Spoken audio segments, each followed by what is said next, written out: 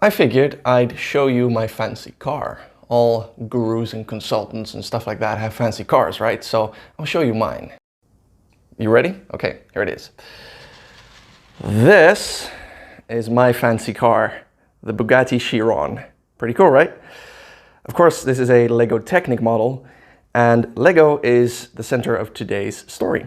You see, Lego is consistently ranked as one of the most valuable toy companies in the world. But it wasn't always like that. In fact, in the early 2000s, they were going through some pretty bad weather. They were reporting loss upon loss, and the company was just not really sure where it was headed. And the reason for that is because they made some big changes to the way the company worked in the late 90s. They figured, this Lego thing, it's really working for us, but what if we try to diversify our product range and our services? And what they did was they started opening more of their theme parks and focus in that area. They started making more unique brick types. They doubled their brick type production actually. So, brick type is, for example, 2x4 or 2x2. They figured if we make more unique brick types, we can sell more sets. But of course, that was a pretty costly endeavor. And they started doing just a whole bunch of other stuff, like tried to create Lego computer games and all those other type of things. The result of all that effort is their profits went down and their costs went up by a lot. Because of course, when you're branching out into all those different areas, you kind of have to reinvent yourself, right? Managing a theme park or developing a computer game is completely different from producing toy bricks. And even, just because you're successful in the toy brick area doesn't automatically mean you're going to be successful in those other branches. And the reason I'm bringing this up is because I see a lot of professional services businesses do the same thing. They're good at one thing, they're pretty successful with that, and they want to grow. So what they do is they try to add more things to their business.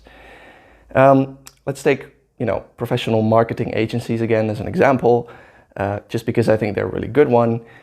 I see a lot of marketing agencies grow from being a specialized marketing agency, for example, focusing on content, to growing into something that, a lot of them call full service.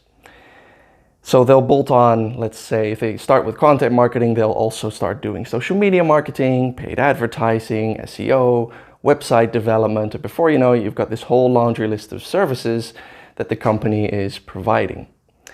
But see, the problem with those things, like with Lego, is you're going to have to, reinvent yourself in a lot of different ways, because social media marketing is a whole different ballgame from content marketing, is a whole different ballgame from website development, works completely different than paid advertising. So for all of those areas of marketing, you're going to need to, get new people on board, learn new things, develop new propositions, and all of that costs time, money, and energy, and there's no guarantee that you'll be successful. The real key to being successful is to sticking to the things that you're good at and expanding upon that. And again, the example is Lego, because at the end of that stormy period, they fired their CEO, they got a new one, and that guy said, we're closing the theme parks, we're selling them, we stopped developing computer games and all that nonsense, and we're sticking to the thing that we're good at, which is Lego bricks. And they've done that ever since. And for 13 years in a row, they have just booked profit after profit after profit. So the real secret, as shown by Lego, is to stick to the one thing that you're good at and grow through that. Don't try to add more things to your business and more complexity and more overhead. Stick to the one thing that you're good at and expand upon that.